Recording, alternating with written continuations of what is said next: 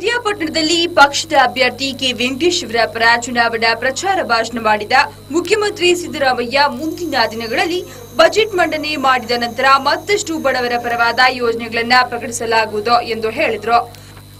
ಅಲ್ಲದೆ ಜೆಡಿಎಸ್ಗೆ ವೋಟ್ ಕೊಟ್ರೆ ಏನು ಪ್ರಯೋಜನವಿಲ್ಲ, ಕ್ಷೇತ್ರದ ಅಭಿವೃದ್ಧಿಯಾಗಬೇಕಾದ್ರೆ ಕಾಂಗ್ರೆಸ್ ಅಭ್ಯರ್ಥಿ ವೆಂಕಟೇಶ್ ಅವರಿಗೆ ಮತ ನೀಡಬೇಕು ಎಂದು ಕೋರಿದರು.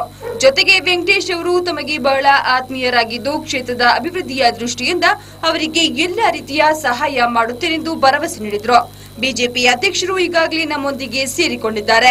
ಇನ್ನು ಕೆಜೆಪಿ ಅಭ್ಯರ್ಥಿ ಚುನಾವಣಾ ಕಣದಿಂದ ಈಗಾಗಲೇ ನಿವೃತ್ತಿ ಘೋಷಿಸಿ ನಮ್ಮ ಅಭ್ಯರ್ಥಿಗೆ ಬೆಂಬಲ ನೀಡಿದ್ದಾರೆಂದು ಹೇಳಿದ ಸಿದ್ದರಾಮಯ್ಯ, ಇನ್ನು 5 ವರ್ಷಗಳು ಜೆಡಿಎಸ್ ಅಧಿಕಾರಕ್ಕೆ ಬರುವುದಿಲ್ಲ, ಆದ್ದರಿಂದ ಕಾಂಗ್ರೆಸ್ಗೆ ಮತ ನೀಡಿ ವೆಂಕಟೇಶ್ ಅವರನ್ನ ಗೆಲ್ಲಿಸಿ ಕ್ಷೇತ್ರದ ಅಭಿವೃದ್ಧಿ ಮಾಡಿಕೊಳ್ಳುವಂತೆ ಸಲಹೆ ನೀಡಿದರು.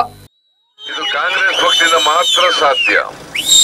ಜೆಡಿಎಸ್ ಆಗೋಯ್ತು. 5 ವರ್ಷ ಅವ್ರೇನು ಅಧಿಕಾರಕ್ಕೆ ಬರೋರಲ್ಲ, ಅವ್ರೇನು ಅಧಿಕಾರಕ್ಕೆ ಬರಲ್ಲ.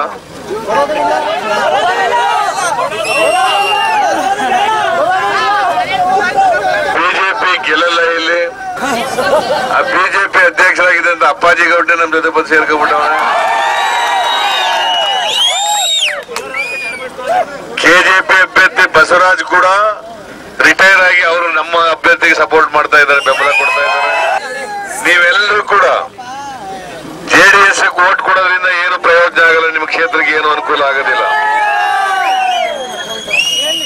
ನಿಮ್ಮ ಕ್ಷೇತ್ರದ ಅಭಿವೃದ್ಧಿ ಆಗಬೇಕಾದ್ರೆ ವೆಂಕಟೇಶ್ ಅವರು ನಿಮ್ಮ ಪ್ರತಿನಿಧಿಯಾಗಿ ವಿಧಾನಸಭೆಗೆ ಬಂದ್ರೆ ಮಾತ್ರ ಸಾಧ್ಯ ಅಂತಕ್ಕಂಥದ್ದನ್ನು ತಮಗೆ ತಿಳಿಸ್ಲಿಕ್ಕೆ. ಈ ಸಂದರ್ಭ ಕಾಂಗ್ರೆಸ್ ಪ್ರಮುಖರಾದ ಸಿಎಂ ಇಬ್ರಾಹಿಂ, ಪಿರಿಯಾಪಟ್ಟಣ ಕ್ಷೇತ್ರದ ಕಾಂಗ್ರೆಸ್ ಅಭ್ಯರ್ಥಿ ಕೆ ವೆಂಕಟೇಶ್ ಉಪಸ್ಥಿತರಿದ್ದರು. ಸಾವಿರಾರು ಕಾರ್ಯಕರ್ತರು ಪ್ರಚಾರ ಸಭೆಗೆ ಭಾಗವಹಿಸಿದ್ರು.